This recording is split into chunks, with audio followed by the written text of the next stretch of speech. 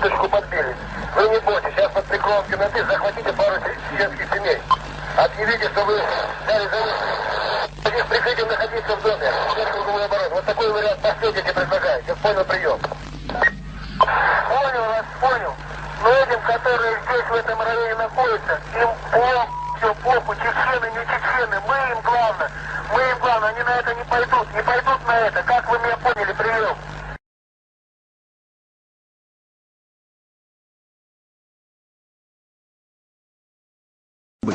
Бригадный генерал лично спустился в захваченное федералами село, чтобы выдвинуть свой ультиматум.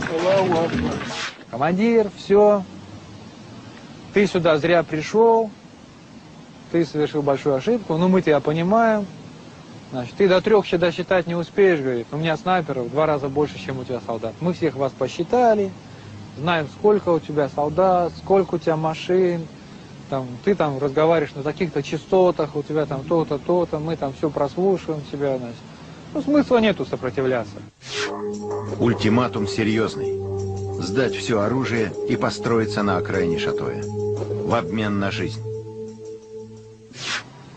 Сели на машины, проехались вместе с ними.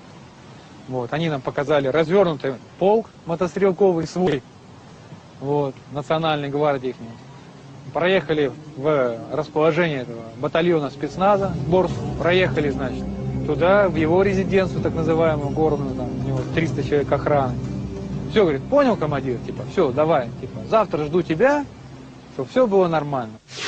На ультиматум ответили ультиматумом. Бандиты все хорошо понимают, когда их берут за глотку. Будете стрелять, перережем всех женщин и детей.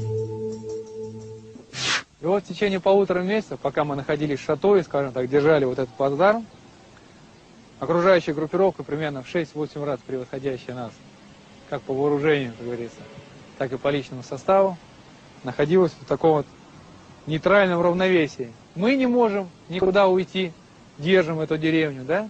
И они не могут ничего сделать, потому что боятся, как бы мы чего-нибудь там не сотворили.